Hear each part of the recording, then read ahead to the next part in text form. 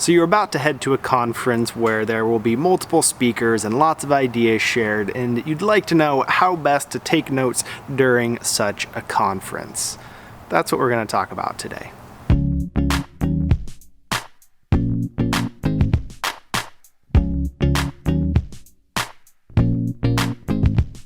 Welcome to Verbal to Visual Video. I am your host, Doug Neill, coming to you today from St. Mary's University of Minnesota. I'm currently on a road trip and just finished up a 2-day conference called NerdCon Stories in Minneapolis, Minnesota, a conference all about storytelling. During that conference, I was able to put to use my sketchnoting skills in a live setting, and I would like to share with you some tips for how best to do that in a conference environment. And along the way, I will show you some sketch notes that I took during NerdCon Stories. So let's get into it.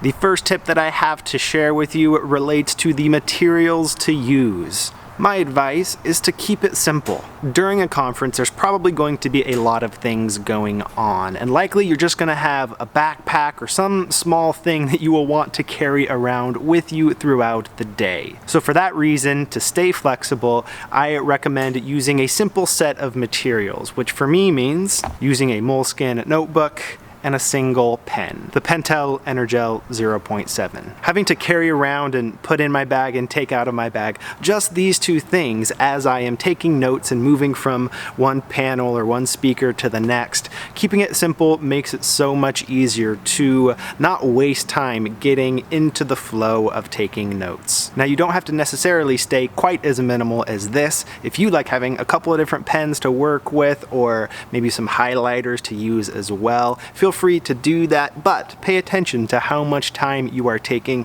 getting your setup ready each time you enter a new room to hear a new speaker. Next, let's talk about what might be the most important thing to think about: your note-taking process. My primary piece of advice here is simply to make a plan for yourself. You want to go into the talks or the panels with some sort of a plan in mind for how you are going to capture ideas on the page. And here is the system that I used. I decided, because of the notebook I was using, that it doesn't have very thick pages, that I was going to leave the left page blank and only sketchnote on the right side. And that I was going to divide the page into these imaginary 2 columns so that I could break up sketch and text with some sort of left and right combo, or if I wanted to use an entire row with a single column, I could do that as well. I also decided to have a relatively simple flow to my sketch notes, using a top to bottom approach with a single idea per row. And again, sometimes using 1 column, sometimes 2 per row. And as you can see to the right, I did a little bit of a title sketch for the entire conference, and then for each panel or talk that I went to, I tried to have another title with big font and some sort of an image to make it stand out. And already within the first few pages of these notes, I kind of broke my 2-column rule. In some cases, I kind of had 3 columns going on within any individual row, but I did stick well to my plan of having a single idea per row and just simply moving top to bottom. And since I was taking these sketch notes live, I didn't really worry too much about creating complex visuals. So for me, it's okay that these notes are a little bit text heavy.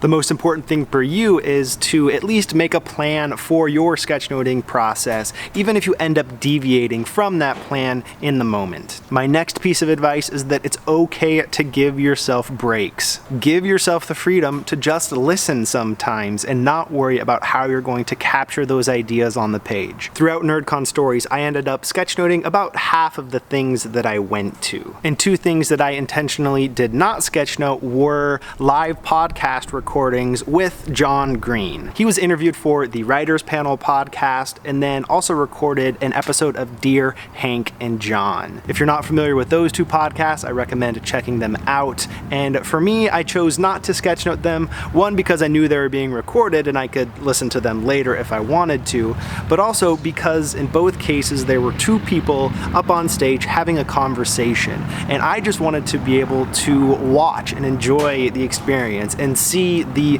facial reactions instead of just being stuck in my notebook the whole time. And I found those experiences to be very enjoyable, but I will admit I do not remember as much from those talks as I do from the panels that I actually sketchnoted. Next, I encourage you to share the notes that you take throughout the conference. And then after the conference, maybe write up a blog post where you share all of your sketch notes and the ideas that stood out the most to you. I would say that I just did an okay job of sharing my sketch notes throughout the conference. What I did was after each panel, I took photos of however many pages of sketch notes I did from that panel and then shared all of those in a single tweet. I didn't take the time to find the tags of each of the panel members, and I didn't do much follow-up after that. But what I do plan to do is, for each of those panels, write up an individual blog post, sharing those sketch notes, and doing a bit more written reflection of what ideas were shared and what I hope to do with those ideas. That brings us to my final tip here. Be sure to take action on the ideas that you learn. Don't let that idea be the end of it. Start putting into practice what you learned as soon as possible.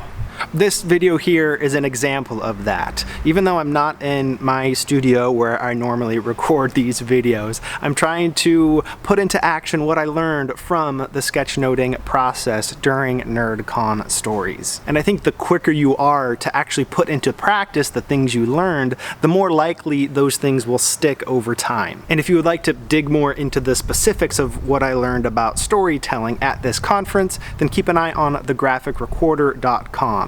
That is where I will be sharing a blog post for each panel and do some reflecting on what I want to do with those ideas. So the next time that you attend a conference, keep these ideas in mind, do your best to put them into practice, and let me know how it goes. Thank you guys for watching. Thank you, St. Mary's University of Minnesota, for not kicking me off of your campus on a Sunday afternoon. Go find a conference to put these ideas to the test, and I'll see you next time.